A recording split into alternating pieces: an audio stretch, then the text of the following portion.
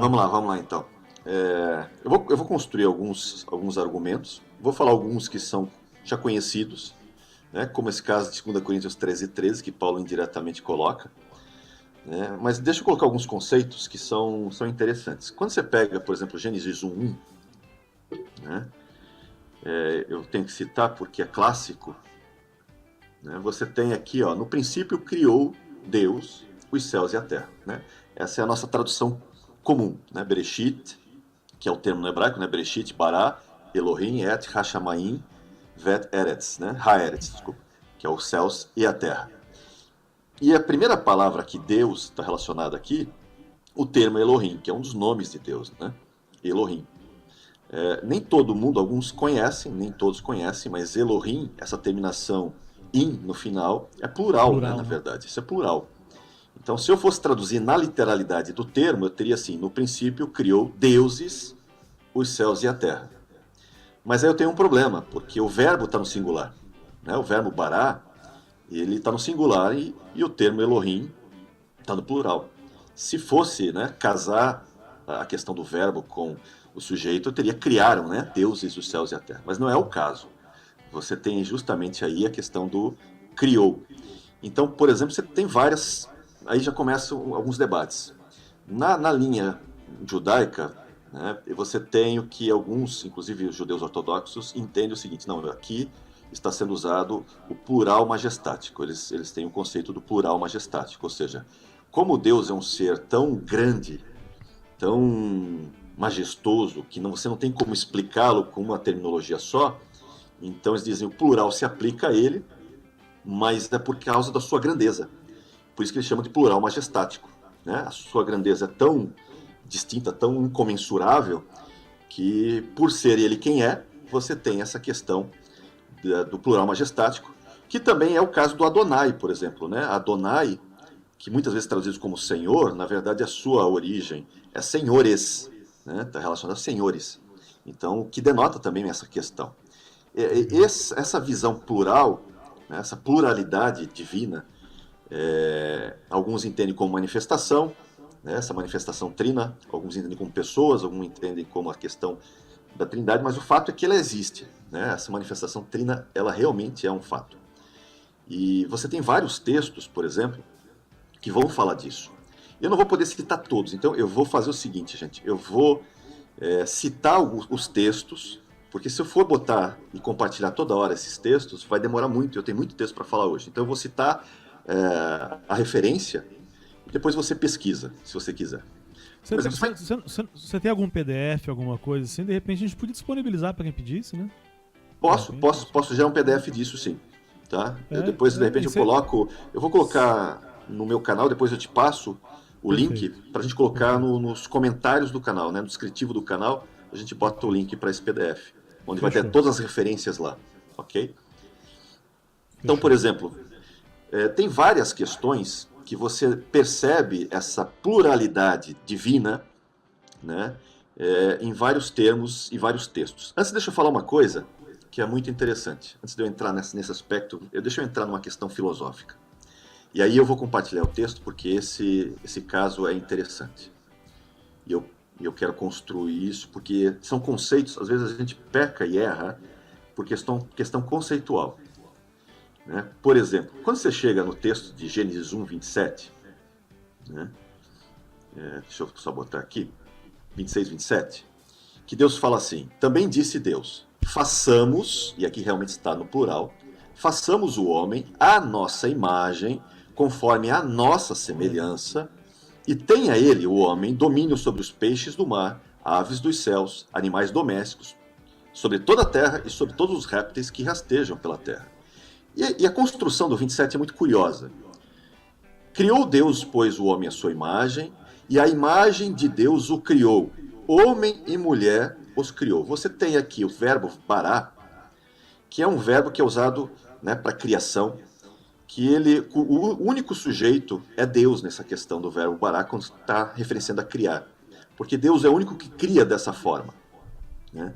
Então é como se fosse um verbo exclusivo de Deus, uma característica exclusiva de Deus, de ser quem ele é, o Criador. Então ele faz uso desse verbo e você não vê esse verbo sendo usado para um sujeito como o homem, né, criando algo. Né? Deus é quem cria dessa forma. Não, É não tem curioso, referência de um homem barar alguma coisa, não tem. eu vou mostrar algumas coisas sobre o Bará já. Legal. É interessante que essa questão do Bará aparecer 3 vezes aqui. Né?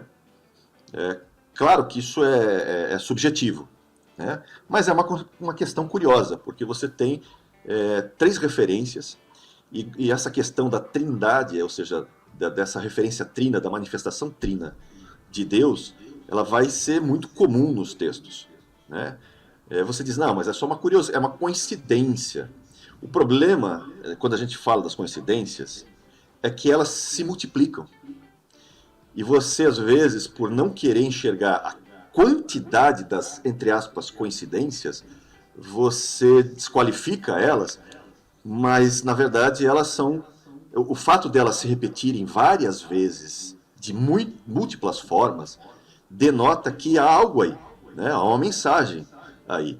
Então, você pode, claro, fazer vista grossa para esse tipo de construção, dizer, não, isso é uma coincidência só. Mas tem muitas. Não é uma, não é 2, são muitas mesmo. Aqui já tem um problema. Os judeus, por exemplo, ortodoxos, quando vem esse texto, dizem assim, não, aqui Deus está consultando a sua corte celeste. Quando ele fala, façamos o homem à nossa imagem e à nossa semelhança, ele está falando com a sua corte celeste, os anjos e tudo mais. Só que tem um grande problema nessa questão. Por exemplo, quando você vai para para Hebreus 6, né? Deixa eu trazer Hebreus 6 para o texto. Depois eu vou parar de citar aqui. O versículo 13 fala assim, pois quando Deus fez a promessa a Abraão, visto que não tinha ninguém superior por quem jurar, jurou por si mesmo. Eu fico imaginando, né? Peraí, eu vou jurar... tem que jurar por mim mesmo, não tem ninguém maior que eu. Né? Vou jurar pelo arcanjo Miguel. Não, vou jurar pelo Gabriel. Não, vou jurar pelo Rafael. Gente, Deus está dizendo o seguinte, maior do que eu, não tem. E aí entra uma questão de conceito de quem Deus é. Deus é o ser supremo. Não dá para qualificar Deus com os anjos, por exemplo. Deus, por exemplo, é infinito. Né? As características dele são infinitas, que nos escapam até a compreensão. Né? Elas vão muito além do que nós podemos pensar. Não há, por maior que seja a criatura criada, né? O arcanjo, né? O querubim, o serafim, por maior que ele seja, ele é extremamente limitado. Agora imagina então, vamos fazer essa brincadeira. É tão absurdo eu dizer que Deus está consultando a sua corte celeste quando eu falar isso aqui, ó. E na verdade eu vou estar aquém, né? Porque o que você alegar que Deus falou com a sua corte celeste é mais absurdo ainda. Mas eu vou tentar traduzir isso para você. É como se eu dissesse assim, bactérias e vírus, façamos o homem à nossa imagem e nossa semelhança. Gente, qual é a semelhança que eu tenho com bactérias e vírus? Que não são nada comparado a mim. Quer dizer, como é que você vai qualificar Deus, que é um ser único, singular, e dizer assim, não, ele está se reunindo com a sua corte e falando para a corte? Não tem, é tão absurdo quanto eu dizer isso. Bactérias e vírus, vou criar um ser à nossa imagem e à nossa semelhança. Qual é a minha semelhança com as bactérias? Quer dizer, não dá para você qualificar isso, não tem como você... É a mesma coisa que você dizer que Deus, né, e o arcanjo, e os arcanjos e o anjo são... Porque o próprio Deus, em Isaías, deixa eu até lembrar do texto, eu acho que é Isaías 40, 17, né, deixa eu só ver se eu tenho ele aqui, mas ele mesmo fala o seguinte, que as nações são para ele como nada. Né? Ele fala, inclusive, não é menos como nada, nada, né? Menos que nada. Tá? Menos que nada. Menos que nada. Ele considera... Imagina só, se é menos do que nada... E lembra que o homem foi feito um pouco menor do que os anjos. Não é tão diferente assim, mas um pouco menor que os anjos. Se o homem, se todas as nações juntas, para ele, são menos que nada, como é que eu qualifico os anjos também? Mais do que nada? Ou menos do que nada, um pouco mais do que menos? Ou como diria o Chapolin, quase nada, né? O tripa seca e o quase nada. Então, mas aí você tem um problema. Então, esse façamos não pode ser sua corte celestial, porque Deus é um ser único. Não dá para ele dizer, olha, vamos fazer a nossa imagem ou bactérias micróbios, o que for, né, uma ameba, né, um ser unicelular. Não dá para comparar, gente. Então, você tem um problema filosófico aí. É você diminuir Deus quando você diz isso. Não, Deus está consultando sua corte celestial para fazer todos, a imagem deles todos. Você está qualificando os anjos, arcanjos, querubins, com o próprio Deus, que é a classe única, que não tem como qualificá-lo, porque ele é infinitamente superior. Todos nós, criaturas criadas, somos menos do que nada perante ele. Então não dá. Então aí você já tem o primeiro argumento, né? Por isso que quando ele jura por si mesmo, porque não tem ninguém maior. Não dá para ele jurar por um ser criado, né? Ele faz isso por si. Então façamos o homem a nossa imagem. Já está dizendo o seguinte: Deus se enxerga de modo plural, no sentido, né? Ele é um ser único, mas que tem manifestação plural. Tanto isso é plural que você vai encontrar isso em vários textos. Por exemplo, agora eu vou começar a fazer citações, que senão vai ficar complicado. Por exemplo, Gênesis 35, 7. Né? Quando você lê no texto, diz assim: e edificou ali um altar, e ao lugar chamou El Betel, porque ali Deus, Elohim, se lhe revelou quando fugia da presença de seu irmão. Mas se você pegar no hebraico, né, e aí entra o problema da tradução, o texto assim: edificou ali um altar, e ao lugar chamou El Betel, porque ali Deus se lhe, ou foram-lhe revelados, quando fugia da presença de seu irmão. Quer ver outro exemplo? Josué 24:19. Então Josué disse ao povo: não podereis servir ao Senhor, porquanto é Deus santo, Deus zeloso. Só que ali, quando você pega no hebraico, não está falando Elohim santo, é Elohim santos. E ele está falando do Senhor. Novamente plural. Quando você pega Eclesiastes 12:1, fala assim: lembra-te do teu Criador, na nossa versão em português, nos dias da tua mocidade. Mas no hebraico, tá, lembra-te do teus criadores, no dia da tua mocidade. Você pega, por exemplo, Isaías 54:5, fala assim: porque o teu Criador é o teu marido, né? O Senhor dos exércitos é o seu nome. Mas no hebraico está assim: porque o teu criadores é o teu maridos, o Senhor dos exércitos é o seu nome. Aí você pega Salmo, por exemplo, para terminar essa questão gramatical, Salmo 149:2. Regozije-se Israel no seu Criador, exultem no seu rei os filhos de Sião. Só que no hebraico está: regozije-se Israel nos seus criadores, exultem no seu rei os filhos de Sião. Quer dizer, você começa a ver que você tem essa pluralidade sendo manifesta no próprio texto. Claro que na tradução você perde um pouco disso, mas está lá manifesto. Mas se você fosse traduzir, se você fosse o responsável, você faria como? Você faria como foi feito? Ou tentaria trazer essa mensagem subliminar da gramática escondida aí? É difícil, porque eu vejo a posição dos tradutores e você precisa de uma certa coerência, assumindo que Deus é um ser né? Mas esse é plural, por isso que ele é errad, assim como o homem, né? Gênesis 2:24 fala que, né, tanto o homem e a mulher vão se juntar e ambos serão uma só carne, também é errad de novo. Então eu faria essa amortização realmente para o português, porque é o mais normal. Mas não seria ruim botar notas de rodapé nessa questão. Só que daí você tem que explicar conceitos, né?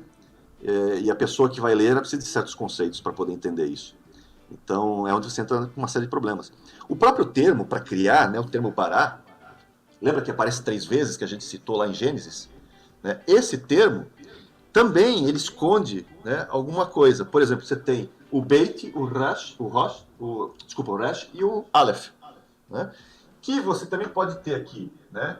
Bem, você pode ter Ruá e você pode ter Av, que é, né, basicamente, o Bará, que é um termo exclusivo de Deus, é como se fosse um acrônimo do filho, porque bem em hebraico é filho, Ruá, espírito, e Ab é o pai. É como se você tivesse no próprio termo de criação exclusivo um acrônimo apontando para pai, filho e espírito. Os 3 estão relacionados. Por isso que os 3 criam. Por isso que você tem essa manifestação. A própria letra, muitas vezes apresentada como a letra, que é a letra de Deus, o Aleph, por exemplo, que são de vários nomes de Deus, né? Adonai, né, Elohim, El Shaddai, e vários Els, né, que você tem, ela também tem mais uma coincidência, uma curiosidade novamente. Né? Deixa eu compartilhar aqui. Ó. A letra Aleph, quando você, né, vai fazer quando você pega a letra, né, e spell, como é que é spell em português, cara? Desculpa aí. Você está falando em inglês, spell? Puxa. É sinal, né? Símbolo, soletrar, quando você vai soletrar a letra, de certa forma, né? Eu vou botar a letra soletrada, de certa forma, vou escrever essa letra. O Aleph, quando é escrito, ele é escrito dessa forma, né? Você tem a letra Aleph aqui, como se fosse falado, né? Como eu falo o Aleph. E é curioso os valores das letras, né? Porque o Aleph vale 1, né? O Lamed vale 30, né? E essa outra última letra, que é a letra do Pei, vale 80. Então esse Aleph, quando você soma, dá 111. 111, né? Aparece 111. Aí você diz, não, Johnny, mas isso não é nada, né? Isso é só uma coincidência. Você ter a letra Aleph, que fala de 111. Até porque não são, né, 3 deuses no sentido de 1 mais 1 mais 1. Na verdade é 1 vezes 1 vezes 1, que é 1.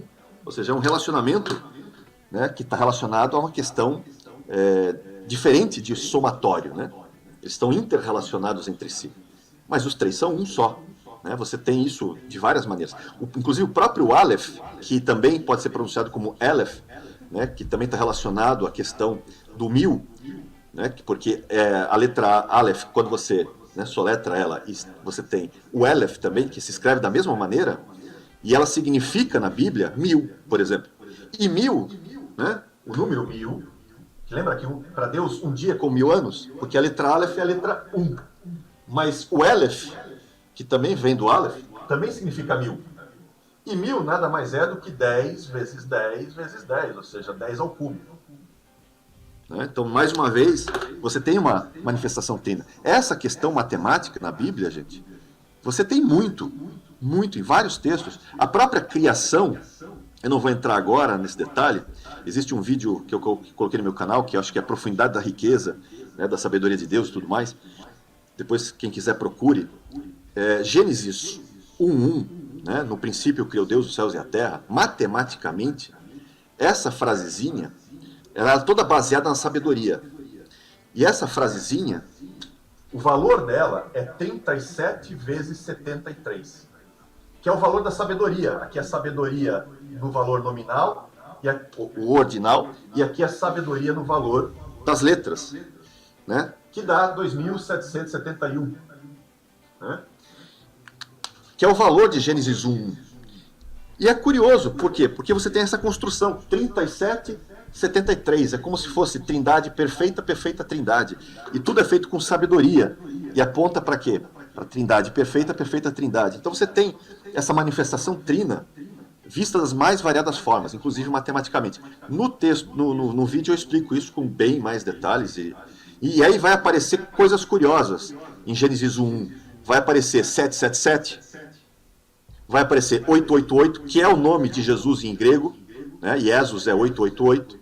Vai aparecer 999, que é uma assinatura de Deus, que ele usa em vários textos, né? Nesse vídeo não posso explicar, mas tem vários textos, ele usa a assinatura 777, 888, 999, quando ele faz as promessas para Abraão, Isaac e Jacó da terra prometida, e em Isaías 66, quando ele dá a profecia de que ele vai novamente fazer de Israel nação e vai dar a terra para eles novamente. Ou seja, é como se ele estivesse carimbando, desde a criação, né, a sua palavra de uma forma matemática. Ele faz tudo numa linguagem matemática. E a riqueza dos números 3 e 7, ou números repetidos como o Aleph, 111, 777, 3, né, 333, 888, 999. Então você tem essa manifestação trina de várias formas, né, em vários textos. Mas deixa eu mudar um pouco o foco agora, sair um pouco dessa questão matemática. Deixa eu entrar. Muito legal. Os comentários a gente deixou pro final? Quer dar uma rodada? O que você quer fazer? Não, deixa pro final, porque tem bastante coisa ainda, gente. Eu nem comecei. Eu nem comecei. Eu vou fazer uma abordagem que eu vou mostrar a questão de Cristo e a questão do Espírito Santo, né? E a ideia é você ver que... Porque tem uma discussão também se Jesus não é um Deus menor. se é que isso é possível, né? Que Jesus é um Deus menor e Pai é o Deus maior. E existe uma discussão sobre isso, né? Na verdade, já existe uma discussão sobre a questão dos dois deuses, entre aspas, porque, por exemplo, quando você vai para Êxodo 24, em que você tem toda aquela manifestação depois, né, das 10 palavras, dos 10 mandamentos, você tem Arão, Nadab e Abiú, né, e Moisés, e mais 70 anciãos de Israel subindo. Isso está em Êxodo 28, dos versículos 9 ao 11. E o texto fala assim: e eles viram o Deus de Israel, sob cujos pés havia como uma pavimentação de pedra de safira que se parecia com o céu na sua claridade.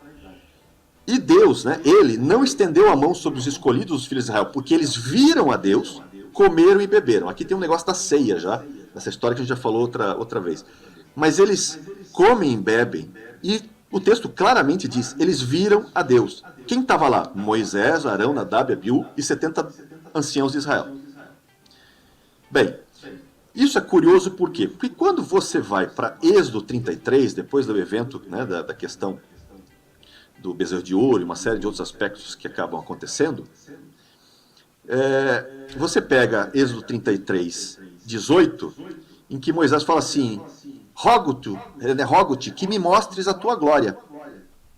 E aí Deus responde para ele, olha, não poderás ver a minha face, porquanto nenhum homem verá a minha face e viverá. Mas espera aí, em Êxodo 24, eles viram a Deus. Não é isso que diz o texto? Como é que Moisés estava lá, mas não estava lá? Quer dizer, ele não viu então? Como é que ele pede para ver agora, de novo? Né? Então, e você tem justamente uma questão, né? Ele não pode ver de qualquer maneira, tem que ter um ambiente para isso. Né? Existe toda uma construção de ambiente para que ele veja a Deus. E é interessante quando você pega esse texto de Êxodo 33, porque denota o seguinte, denota que existem dois poderes. Tem até um artigo, um paper, né, que a gente fala sobre os dois poderes nos céus, que vai comentar muito sobre isso, né? Essa questão que é debatida entre os judeus há muito tempo. Até, por exemplo, não só esse texto de Êxodo, como, por exemplo, Daniel, quando fala que foram postos tronos, né, nos céus, mas como tronos? Só tem um trono. Não dá para você entender essa questão aí. Então você vê que existe algo a mais. Mas espera aí, por que o filho, então? Porque a gente entende o seguinte, Êxodo 24 está falando de uma teofania de Cristo. Né, o filho. E depois tem o pai. Mas espera aí, então o pai eu não posso ver, mas o filho eu posso. Então o filho é menor do que o pai. É que nem aquela história, quer dizer que eu posso falar mal do filho, mas não posso falar mal do Espírito Santo. Porque do Espírito Santo eu não perdoo o pecado, mas se eu falar mal do filho, perdoa. Então o filho é menor do que o Espírito, que é menor do que o pai, e aí começa a dar aqueles nó, né? As pessoas confundem maneiras de Deus se apresentar com quem Deus é. E quem são as suas manifestações nessa questão. Eles estão confundindo as coisas. E eu vou mostrar um texto em que Deus reafirma que tanto o Filho quanto o Espírito são iguais a Ele. Nem maiores, nem menores, iguais. Tem um texto de Hebreus, né, Johnny, enquanto você abre aí, que ele fala que o Filho, ele expressa... eu não me lembro a expressão que ele usa. A expressão exata do seu ser. Do seu ser, daquilo que Deus é, Exato. E não do poder de Deus, né? Exatamente. Então o poder ele deixou para trás, ele deixou a glória dele, mas ele revela o caráter de Deus. Isso é apaixonante, né? É apaixonante mesmo. O pessoal está falando que está dando retorno, áudio duplicado. Não sei. Bem. Vou dar uma olhada aqui. Vamos lá.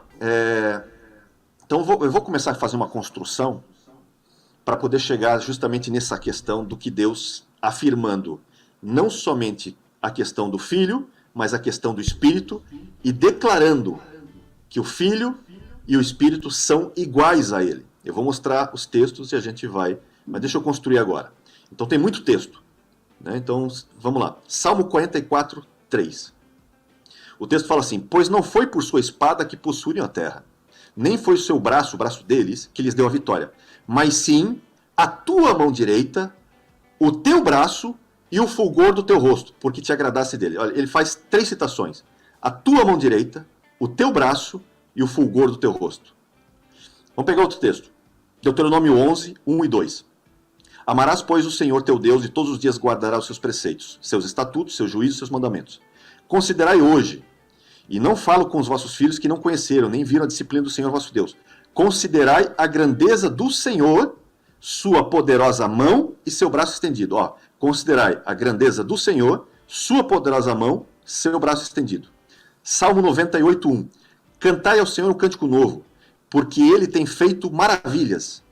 A sua destra e o seu braço santo lhe alcançaram a vitória. Então, ele tem feito maravilhas, sua destra e seu braço santo lhe alcançaram vitórias. Então você tem vários textos, gente. Olha, tem Jeremias 21:4, 5. Vai falar disso também, do braço estendido, mão poderosa. Você vai ter Ezequiel 20:34, né, que ele fala assim: tirar-vos-ei dentre os povos e vos congregarei das terras nas quais andais espalhados, com mão forte e com braço estendido e derramado furor. Então você tem muitos textos. 1 Reis, depois leia o capítulo 8, do 37 ao 42, lá no 42 ele fala: porque ouvirão do teu grande nome, da tua mão poderosa e do teu braço estendido. Isso, gente, se repete muitas e muitas vezes. 2 Crônica 6:32, né? Um que eu gosto muito, Salmo 89, 13, 20 e 21. O teu braço é armado de poder, forte é a tua mão e elevada a tua destra. Ó, teu braço armado forte poder, forte a tua mão e elevado a tua destra. Depois ele fala assim: a minha mão será firme com ele e o meu braço o fortalecerá. Então eu vou ter, é Deus falando, a minha mão vai ser firme com ele e o meu braço vai fortalecê-lo. Isso está no Salmo 89, versículos 13, 20 e 21. Depois você leia também. Agora vamos descortinar isso aqui. Você percebe que ele usa muito essa linguagem da mão forte, do braço poderoso, né? A sua destra, muitas vezes. A gente falou vários aqui.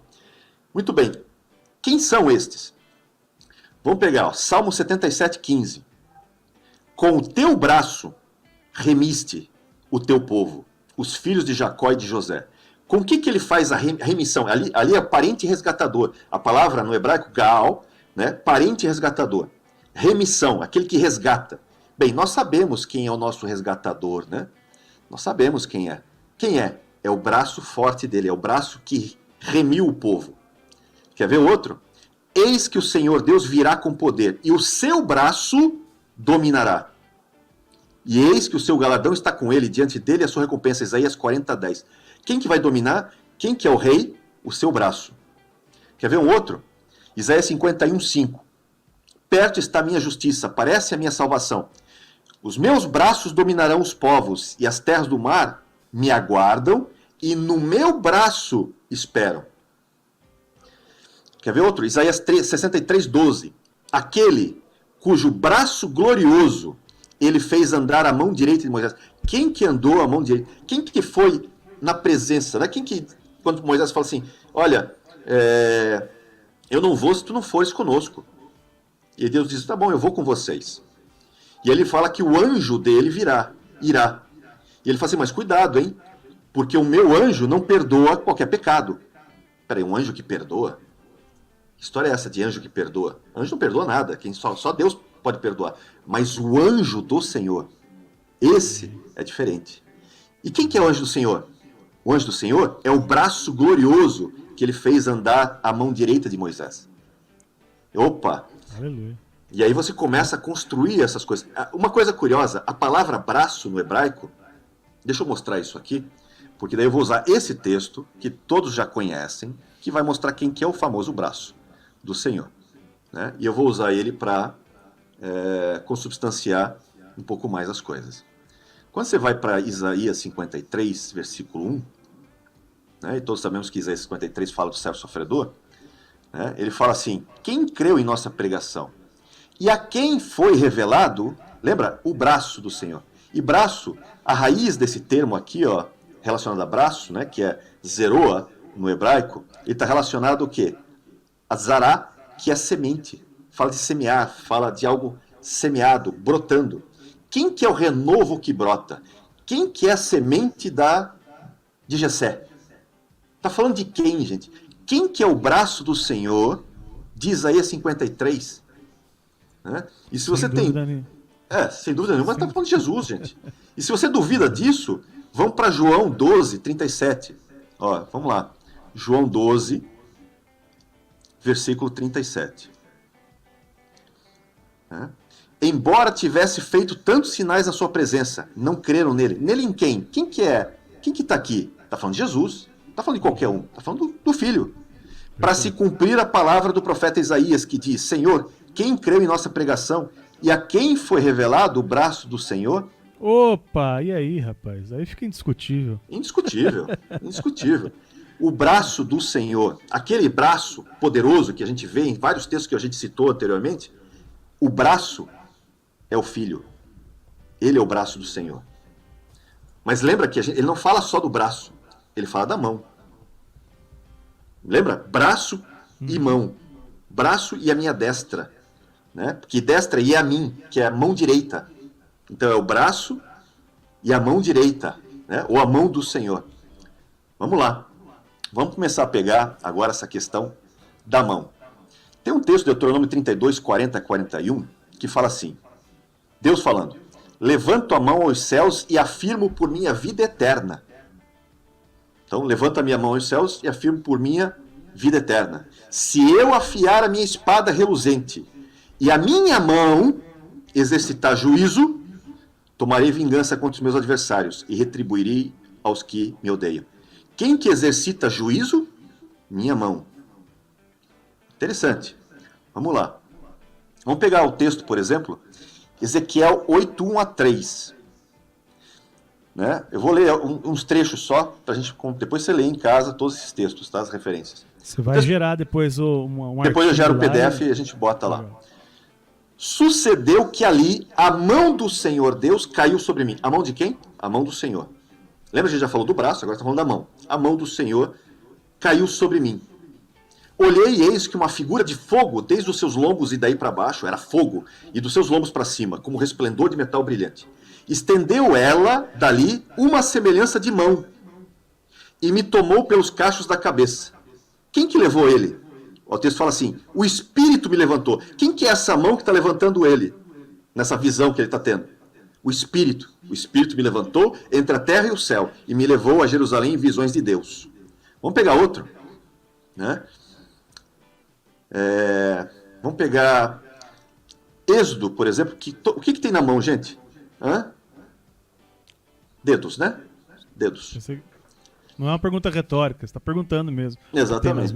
A mão você tem os dedos. Êxodo 8:19. Então disseram os magos a Faraó: olha, isto aí é o dedo de Deus. Porém o coração de Faraó se endureceu e não os ouviu, como o Senhor tinha dito, né? Êxodo 8:19. O que está fazendo? Quem que está fazendo as pragas e as coisas acontecerem lá e executando juízo sobre o Egito? O dedo de Deus. E essa figura de que a mão de Deus executa juízo, isso é importante você entender que ela faz isso mesmo, porque a gente vai ver um texto depois que vai elucidar um pouco mais isso. Né? Você tem, por exemplo, no Salmo 75, do 4 ao 8, eu vou pegar só o finalzinho dele, fala assim: Deus é o juiz, a um abate, a outro exalta. Porque na mão do Senhor há um cálice cujo vinho espuma, cheio de mistura. Dele dá a beber, sorvem-no até as escórias e todos os ímpios da terra. Quem que executa juízo? Né? Muito bem, guarda, a gente vai falar disso mais. Quando você pega Êxodo 31, 18, fala assim: e tendo acabado de falar com ele no Monte Sinai, deu a Moisés as 2 tábuas do testemunho, tábuas de pedra, escritas como? Pelo dedo de Deus. Lembra o dedo de Deus que fez as pragas, né, contra Faraó e o povo egípcio?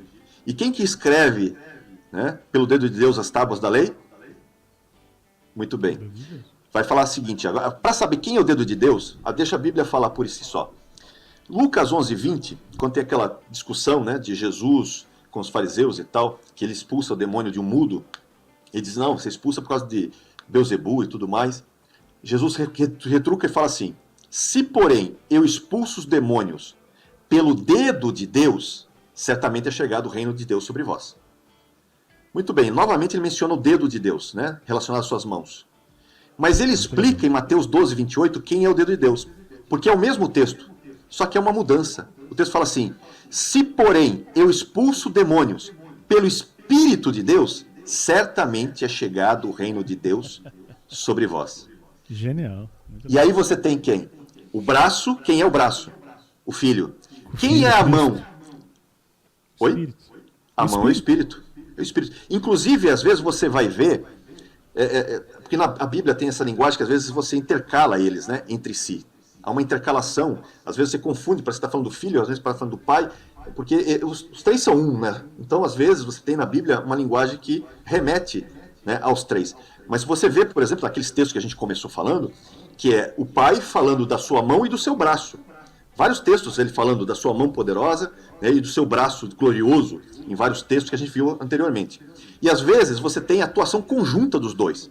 Quer ver? Ó, um texto que é muito interessante, que é Isaías 30, 27 a 33. Eu vou ler só alguns trechos, tá? Isaías 30, 27 a 33. Mais uma vez sobre a questão da ira. Diz assim: eis o nome do Senhor e vem de longe, ardendo na sua ira. Aí ele vai falar assim: a sua respiração. Respiração, ruá. Ruá é o mesmo termo para espírito. Então você pode traduzir como a sua respiração ou o seu espírito. É como a torrente que transborda e chega até o pescoço, para peneirar as nações com peneira de destruição. Um freio de fazer errar e estará nos queixos dos povos. Então você tem, né, esse conjunto, e no mesmo contexto ele fala assim: o Senhor fará ouvir a sua voz majestosa e fará ver o golpe do seu braço. Então você tem a atuação do Espírito executando juízo e a atuação do golpe do braço, do Filho, né? E ainda fala assim: o sopro do Senhor é como uma torrente de enxofre e a acenderá.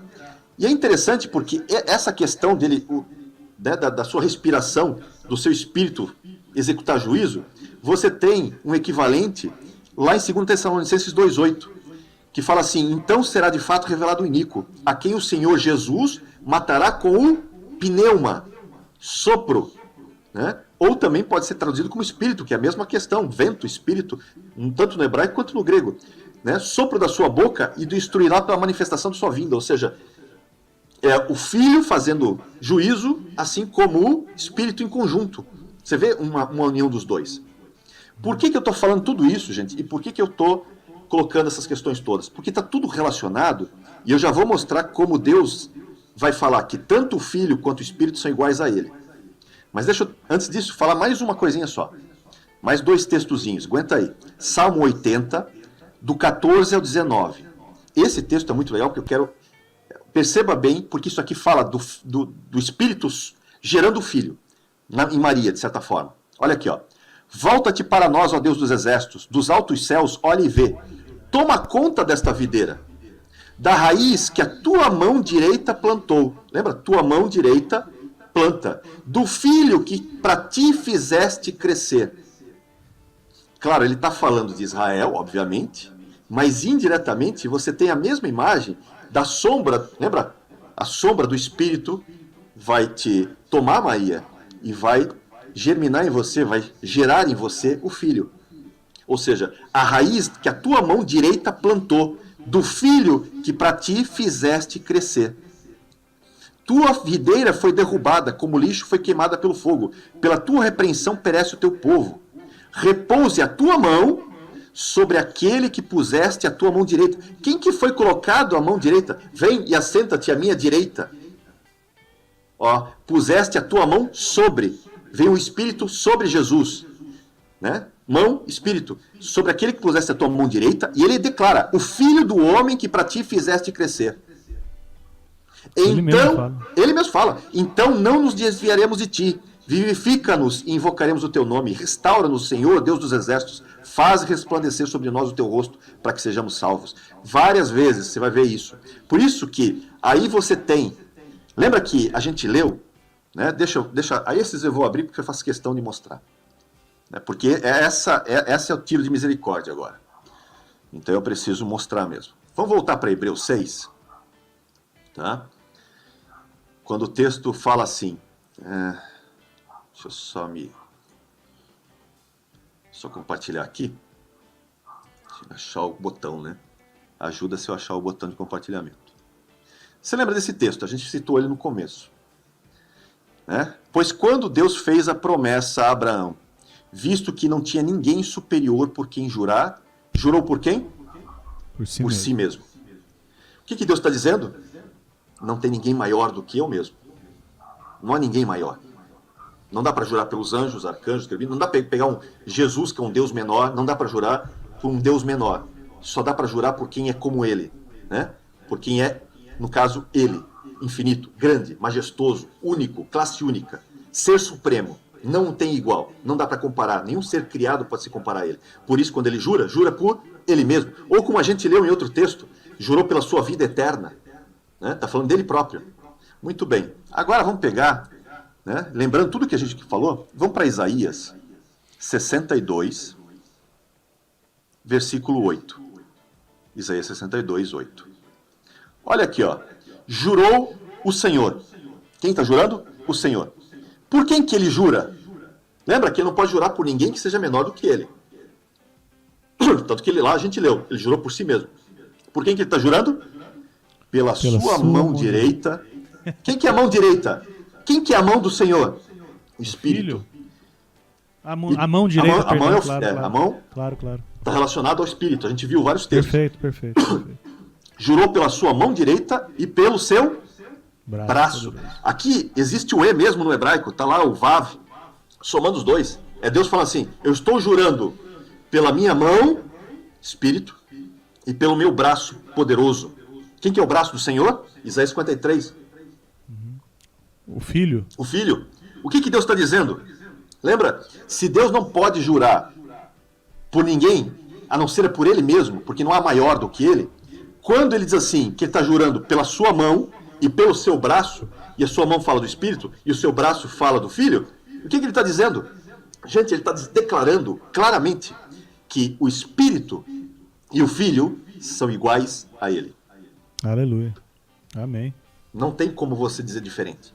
Não dá para dizer que Jesus é um Deus menor, porque Jesus é Deus como ele é Deus. E não dá para dizer que o Espírito é só uma força, ou sabe, um ser inanimado, que não tem, né, como você fazer vínculos, porque senão ele não faria esse tipo de colocação.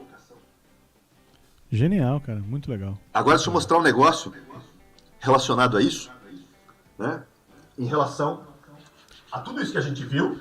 Você vai manter a tela compartilhada, Johnny? Já vou tirar, peraí. A tudo isso que a gente viu. Deixa eu só abrir o texto então, que eu vou precisar do texto. Salmo 119, desculpa. Deixa eu só fazer umas mudanças aqui. Que eu preciso... Desculpa, Salmo 110. Que eu preciso preparar aqui no quadro. Esse salmo aqui é conhecidíssimo.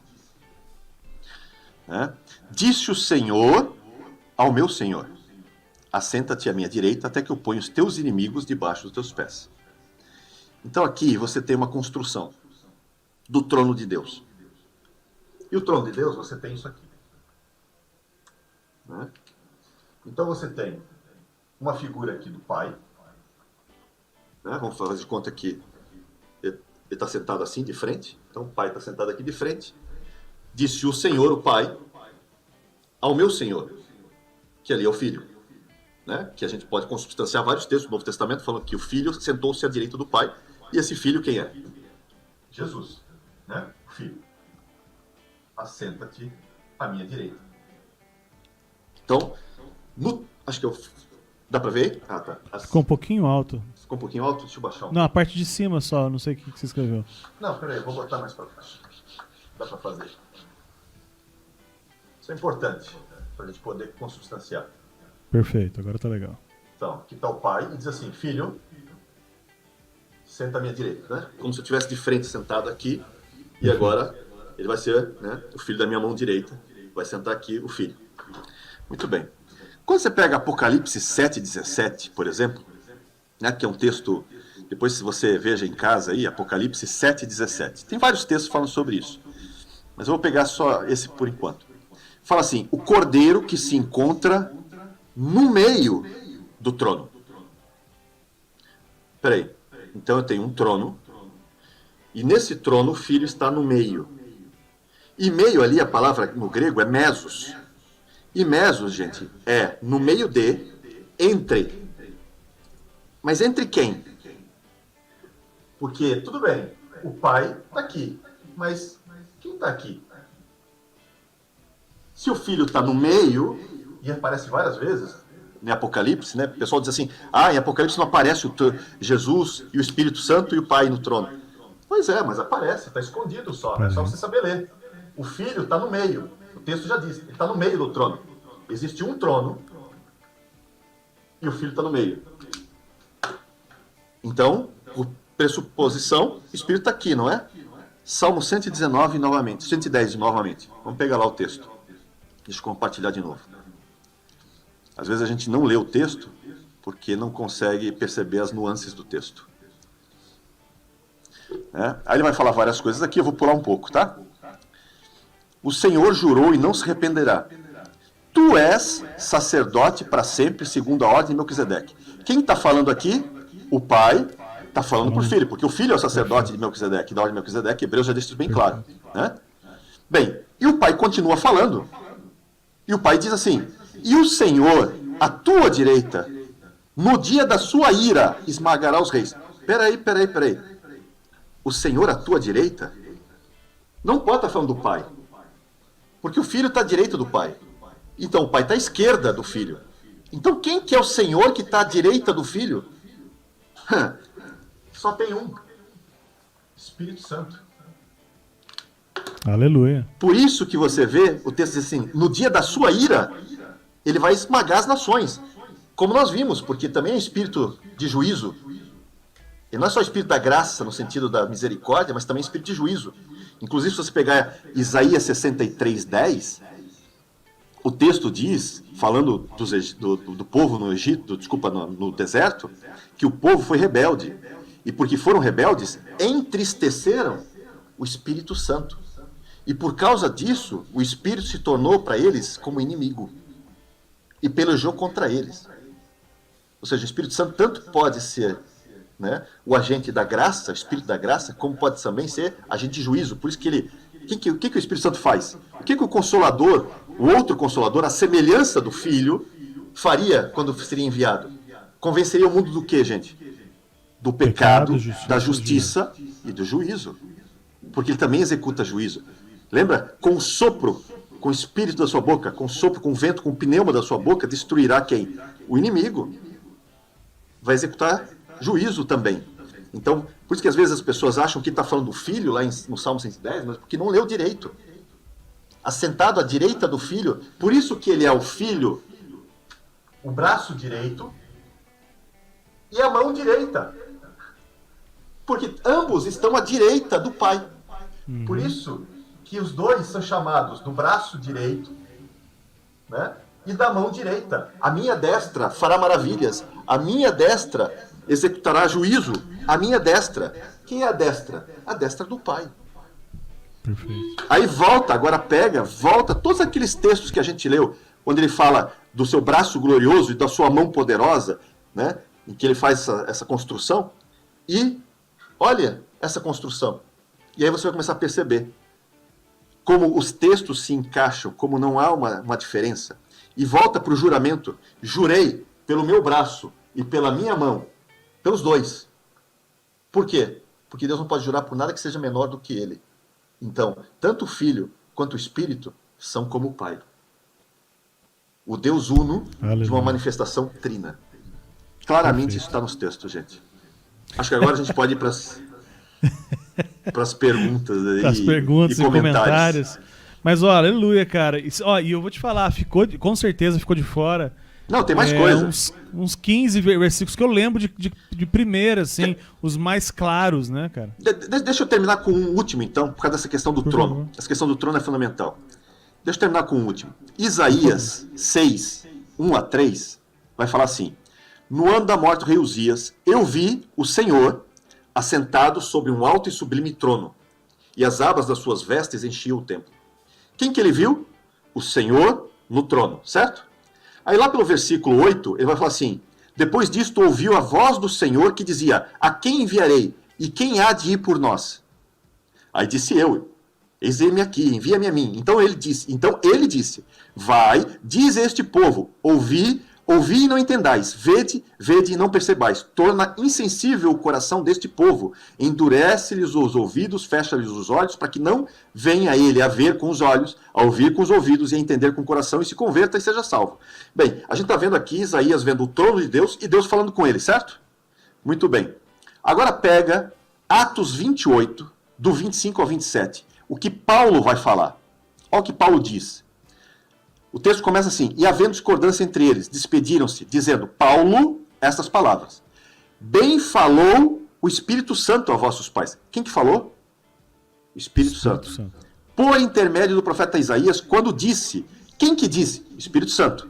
Vai a este povo e diz-lhe, dê ouvido, ouvireis, não entendereis, vendo e vereis, não percebereis, porquanto o coração deste povo se tornou endurecido, com os ouvidos ouviram, tardiamente, fecharam os olhos, para que jamais vejam com os olhos, nem ouçam com os ouvidos, para que não entendam com o coração e se convertam e por mim sejam curados.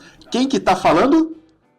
Espírito Santo. Quem que está no trono? Espírito Santo. Deus Pai, no céu, em Apocalipse, trazendo a revelação, né, Apocalipse, o texto fala que os 24 anciãos vêm e se prostram e adoram. O texto fala, e o adoram quem? O Filho. E aí o Deus Pai fica olhando e não fala nada. Aí não pode. Mas se você pegar biblicamente, é ainda pior no sentido, né, no sentido mais esclarecedor, porque o autor de Hebreus cita Deuteronômio 32, 43, que fala, né, que o Pai diz assim, e disse aos anjos que o adorem. Está falando do Filho. Ou seja, Isso, o pai simplesmente está dando a ordem para os anjos para que o Filho seja adorado. Né? E se você pegar todo o contexto, claro, a versão maçoreta, ele cortou isso.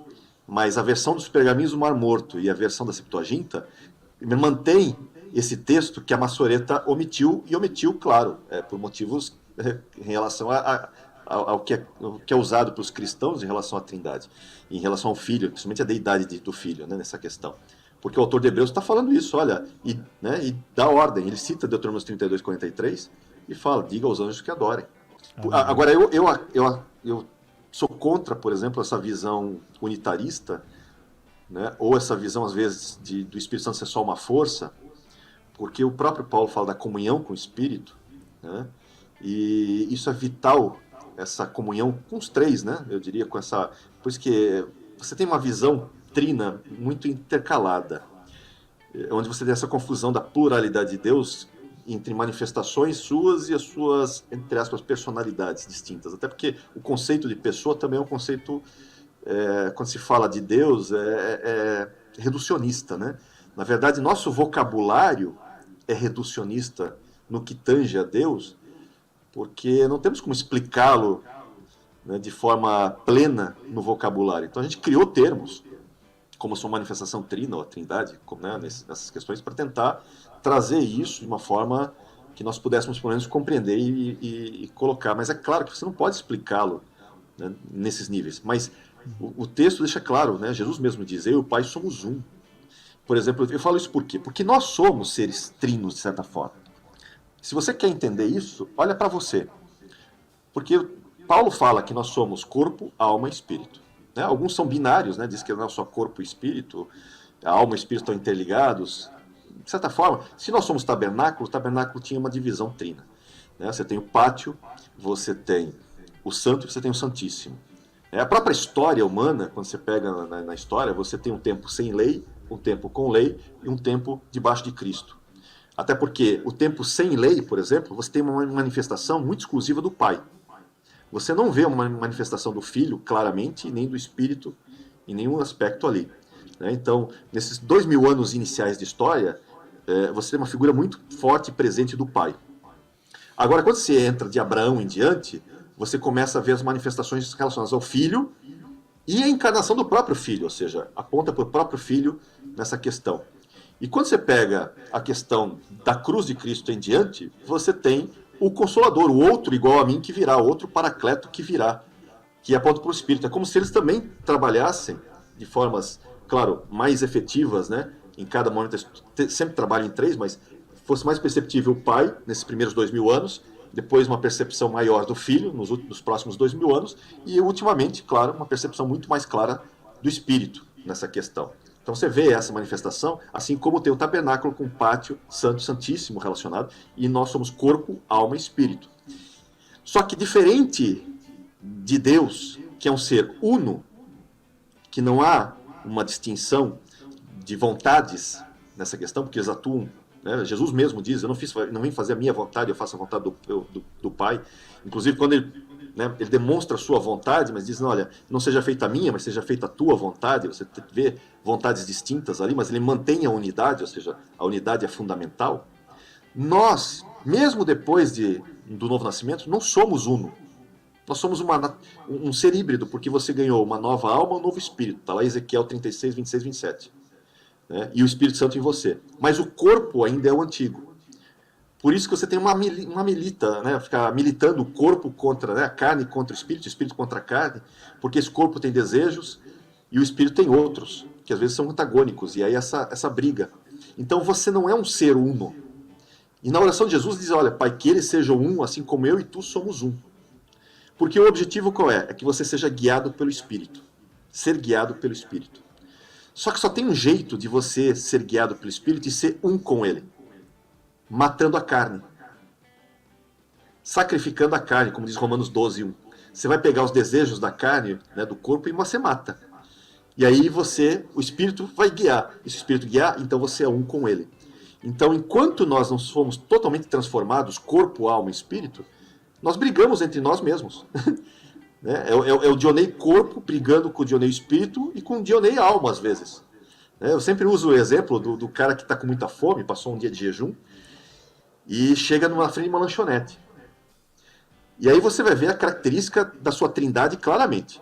Porque quando você entrar, o Dionei corpo vai querer um x-tudo. Manda um x-tudo aí, e com uma coca, né, não light, uma coca, né, não zero, uma coca normal. Coca gorda. A coca gorda. Né, e enche aí, maionese, tudo que tem. Esse é o corpo, desejo do corpo. Aí a alma, que está um pouquinho mais elevada, olha para você e diz assim, ô Dionei, você já está um pouquinho obeso, sabe? Lembra? Faz o seguinte, em vez de cancela o pedido do hambúrguer e pede aí uma saladinha. Só uma saladinha. Né? Aproveita, vamos né, dar uma enxugada e pede uma água no lugar dessa coca. E o espírito, que está próximo do Espírito Santo, mais elevado, se intromete na conversa dos outros dois Dioneis e diz assim, ô pessoal, negócio é o seguinte, vamos emendar o jejum? Vocês já estamos ali, né, na ponta do gol. Vamos lá, vamos orar, vamos emendar o jejum. Quem ganha, gente? Geralmente quem ganha é só olhar o meu extra. Né? Muitas vezes nesse embate você vê que o Dionei corpo sai vitorioso muitas vezes nessa questão. Mas você é um ser em conflito. Agora o Pai não. Né? Deus é um ser onde as suas naturezas estão extremamente uníssonas. E nós seremos assim, né, de certa forma, quando formos transformados. Por isso que esse corpo tem que ser revestido de um novo corpo. A Alessandra Pires perguntou da mão que escreveu na parede da profecia de Daniel lá, o Mene Mene Tekel Parsin. Tem alguma coisa a ver com o espírito, será? Essa mão aí? Tem, porque geralmente quem assim como a mão, né, o dedo de Deus atuou no Egito, lembra que os próprios magos chegaram para o faraó e disseram, olha, isso aí tem dedo de Deus, isso aí é... E o próprio dedo de Deus escreve depois também nas tábuas da lei, né? Então é o próprio dedo de Deus que vai escrever na parede lá em Mene Mene Tekel Parsin. A gente tem até uma live sobre isso, lembra? Acho que é a segunda live que nós fizemos juntos. E... Já não me lembro. Foi tanto tempo, cara, tanta live. Aí, glória a Deus por isso. E é a atuação do Espírito mesmo. Ele tanto é um espírito de convencimento relacionado à lei de Deus, porque o Espírito que escreve também em nossos corações, 2 Coríntios 3, né, vai falar sobre isso, o Espírito Santo que escreve nos nossos corações, não mais tábuas de pedra, mas tábuas de carne, né? E é também ele que escreve na parede, sentenciando o neto ali de Nabucodonosor. Muito bom. A Áurea Rocha, ela diz assim, mas o Salmo 110, o início do versículo 1, Senhor, é em maiúscula, caixa alta. E no verso 5, Senhor é em minúsculo. Tem alguma explicação para isso aí, Rodinei? É que você tem, ele começa com Yud Rei Vav Rei. Então disse Yud Rei Vav Rei, disse Jeová, e como queira transliterar, né? Mas é o nome de Deus. E o nome de Deus sempre é caixa alta nessas traduções das nossas Bíblias. Em vez de botar, né, Jeová ou Yud Rei Vav Rei, eles colocam Senhor. Ficou convencionado isso. Então ali, na verdade, é o nome de Deus, né, relacionado ao tetragrama sagrado, e aí você tem as outras menções de Senhor, que aí vem para Adoni, né, Adon, Adonai, Adoni, então você tem essas mudanças depois. Por isso que você tem, muitas vezes, essa questão. Por exemplo, quando ele fala para Jesus, o Senhor jurou, né, e não se arrependar, tu és sacerdote para sempre segundo Melquisedeque, novamente é Yud Rei Vav Rei, né, falando, o pai fala para o filho, ó, tu és sacerdote. E por isso que o pai continua falando, diz assim, e o Senhor que está à tua direita, filho, no dia da sua ira esmagará os reis. Quem está à direita? A gente viu ali, né, Espírito Santo, no quadro. O Léo Oliveira, ele colocou 2 referências de texto, aí eu já não sei se a gente vai conseguir ler para tentar entender. Então, de repente, a gente tenta responder no offline depois aí, João 17:3 e 1 Coríntios 8, onde está as 3 pessoas. Na criação não tinha o Pai e seu amado Filho Jesus Cristo. Bem, eu já discordo, porque Bereshit já bota o filho já no começo. Começa com Beit e com Rosh, né, no princípio. Tanto que Paulo vai usar em Colossenses 2, vai falar, ele é o primogênito da criação.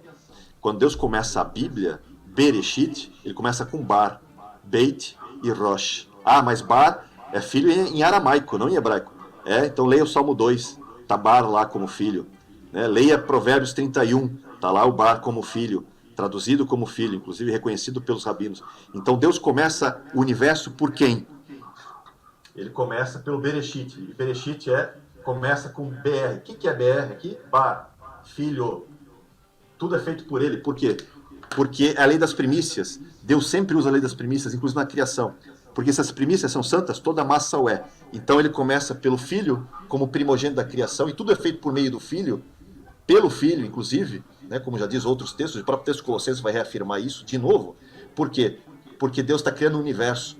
E para criar o universo e santificar o universo, ele começa com aquilo que é santo, o Filho. Então, por quê? Porque se as primícias são santas, toda a massa o é. Por isso que Jesus não somente é o primogênito da criação, né, como ele é o primogênito dentre os mortos, porque é uma nova criação. Em Cristo foram feitas novas todas as coisas.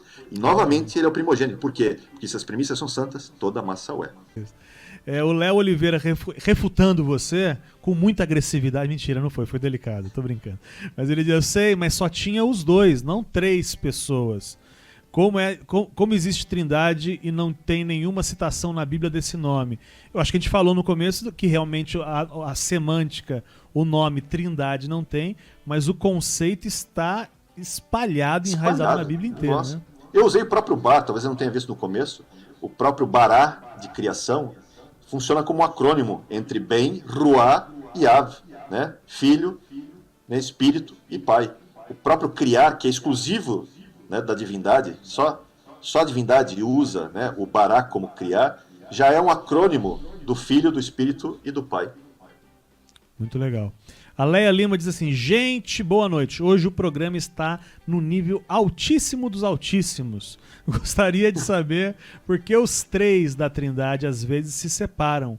E também só o Espírito Santo consola, Jesus consola.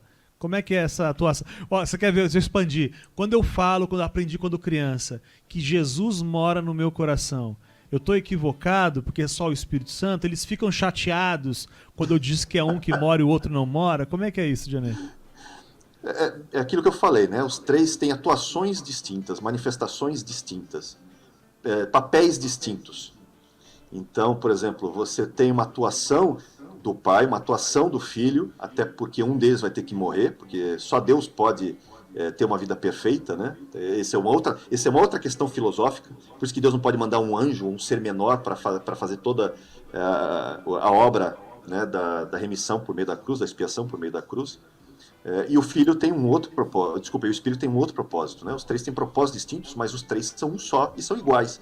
Por isso que eu fiz toda aquela construção dos textos para mostrar que, como está lá em Hebreus 6, que, né, jurou Deus por si mesmo que não tinha ninguém maior do que ele mesmo, e depois Deus jura pelo seu braço e pela sua mão, ou seja, pelo Filho e pelo Espírito. Então ele está caracterizando que, apesar de terem papéis distintos, os 2 são iguais a ele. O Oscar Aragão diz assim, uma pergunta, quando a palavra diz um corpo unido, Cristo Jesus, se refere a isso também? Em sentido da igreja, você está falando?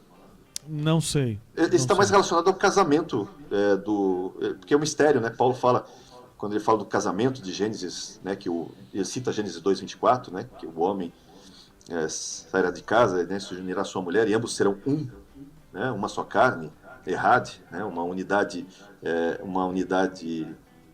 plural no sentido, né, mas atuando como um só. É interessante que essa questão, quando você pega no hebraico, né, os dois serão uma só carne, você tem ali, se não me engano, lebazar errad, lebazar errad. Só aparece 2 vezes a construção lebazar. E você tem aí, daí 4 letras, que é leb, que é coração em hebraico, e sar, que é como se fosse domínio. Então essa questão de você ter uma só carne, é como se você dissesse o seguinte: os dois vão atuar como se fossem um só coração. Eles se juntam para serem um só coração. Ou seja, uma só vontade, né? Porque o coração faz essa questão da vontade também. Então, um só coração, uma só vontade. E aí Paulo pega isso assim, e isso se aplica não, né, é um mistério, é Cristo e sua igreja. Porque a igreja é a noiva, né? E Cristo é o noivo. Os dois se juntam para ser um só. Para que haja o quê? Um só coração que governa. Uma só vontade. Desculpa, é o Filho, né? O Filho governa. Então, a ideia é que nós sejamos um com Ele. Claro, isso só vai acontecer efetivamente, de forma plena, depois que esse corpo mortal for revestido de imortalidade. Crianças para Jesus, Deus, Jesus e o Espírito Santo trabalham juntos o tempo todo por Deus, o tempo todo por Ele, porque Ele é Deus. Eu acho que é essa... Sim, tanto que às vezes até confunde, né? A própria Bíblia às vezes coloca eles fazendo papéis. Você vai encontrar, a gente não vai entrar nesse mérito todo, mas você vai encontrar características da onipotência, onipresença e onisciência nos três papéis. Por exemplo, você vai ter isso no Pai, no Filho e no Espírito. Então tem textos que consubstanciam essa onipotência, onipresença e onisciência nos 3 papéis. Né? Não dá para citar todos agora, que isso é um estudo ainda mais avançado, muito mais texto. Mas, por exemplo, Jesus, lá em Hebreus 13, né, Jesus, ele é dito, né, ele era, é e sempre será. Né, que é uma característica da sua imutabilidade, que é uma característica também exclusivamente divina. Camila Gomes, assim, muito bom. Só uma dúvida, Johnny. Você acredita ser manifestação ou você acha que cada um é diferente como seres diferentes? Pois o que eu entendi é que você crê que são manifestações, é isso? É que essa questão mais complicada, essa questão da manifestação e dos papéis. Eu usaria, e volto, né, naquele exemplo que eu citei de um Dionei só, mas eu tenho, no caso, né, é a forma mais próxima, talvez, que eu consiga... lembra que a gente não está explicando como Deus é, porque não tem como explicá-lo dentro das nossas limitações. Então, na minha limitação, eu vejo muito essa questão do Dionei corpo, Dionei alma, Dionei espírito, que há vontades distintas em cada um deles. Assim como você vê Jesus, olha, Pai, não seja feita a minha vontade, mas seja feita a tua. Então você tem essas distinções. Só que, claro, quando você fala da divindade, você trabalha em unicidade, né? São os 3 que trabalham como um só. Então, essa manifestação trina, ela tanto às vezes tem essas características pessoais, como às vezes tem uma característica plural. É difícil você mensurar isso, até porque eu acho que o conceito de pessoa é limitado para explicar as 3 naturezas divinas do mesmo Deus, né? Então, por isso que eu acho que aí a gente iria uma questões filosóficas e eu não vou conseguir entrar nisso agora, que senão a gente vai longe.